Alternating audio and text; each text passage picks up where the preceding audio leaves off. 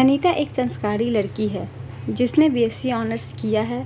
अब वह अपने माँ के साथ घर के काम में हाथ बटाती है और बच्चों को ट्यूशन पढ़ाती है। बहुत ही संस्कारी और सुशील स्वभाव की है अनीता। अनीता के माता पिता अब उसकी शादी के लिए सोच रहे हैं। उन्होंने अपने रिश्तेदारों को लड़का देखने के लिए कहा है। अनीता के फूफा जी एक लड़के की रिश्ता लेकर आते हैं।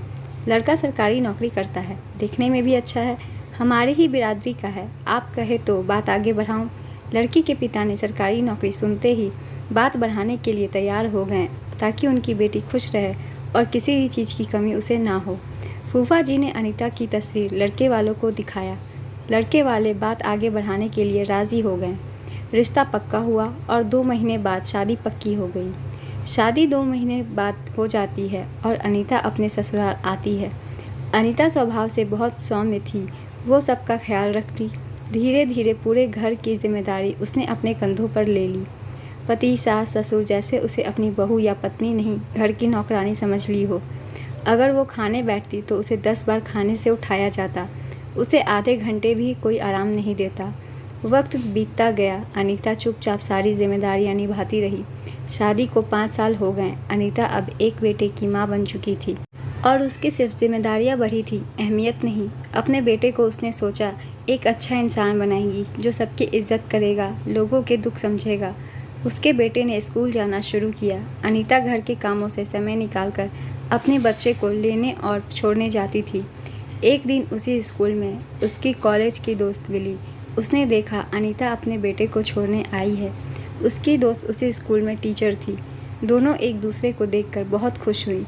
क्योंकि दोनों ही जल्दबाजी में थी, इसलिए ठीक से बातें नहीं हो पाई।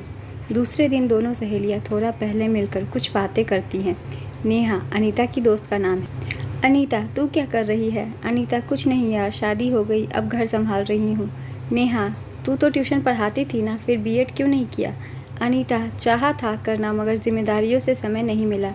तू बता, तूने शादी कब की? नेहा, 3 साल पहले ही मेरी शादी हुई है और मेरे पति बहुत सपोर्टिव हैं। तू संडे को अपने पति के साथ मेरे घर आ, हम सब साथ लंच करेंगे। अनीता, मैं कोशिश करूँगी मगर मेरे पति बहुत बिजी रहते हैं।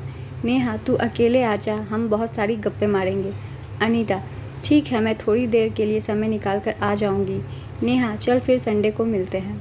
संडे आता है और अनीता सुबह जल्दी उठकर घर का सारा काम निपटा कर अपनी दोस्त से मिलने गई। नेहा ने दरवाज़ा खोला और अनीता को अंदर बुलाया। दोनों सहेलियों ने ढेर सारी गप्पे मारी। अब नेहा ने अपने पति को अनीता से मिलवाने के लिए बुलाया। उसका पति बालों में कंघी करते हुए बाहर आया और कहा, आ गई तुम्हारी दोस्त, मैं भी तो मिलूं। इतना बोलते ही उसकी नज़रें अनीता पर पड़ी।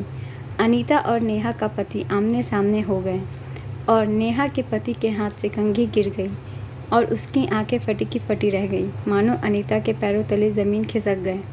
कुछ देर तक सन्नाटा पसरा रहा। फिर नेहा ने पूछा, क्या हुआ? तुम दोनों एक दूसरे को जानते हो क्या? अनीता आगे बढ़ी और नेहा के पति को ज़ोरदार एक थप्पड़ लगाया।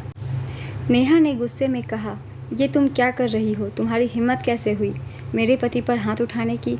अनीता ने कहा, तुम्हारा पति?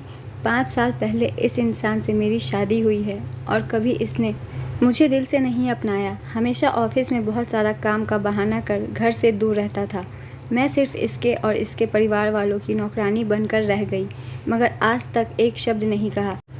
ये सोचकर कामकाज का फ्रस्ट्रेशन है, पर इतना बड़ा धोखा। इतना बोलकर वो वहाँ से निकल गई और फिर नेहा ने भी उसे एक थप्पड़ लगाया और अपने घर से निकाल दिया। वापस अपने घर जाके उसने देखा अनीता अपना सारा सामान बांधकर बेटे को लिए जा रही है।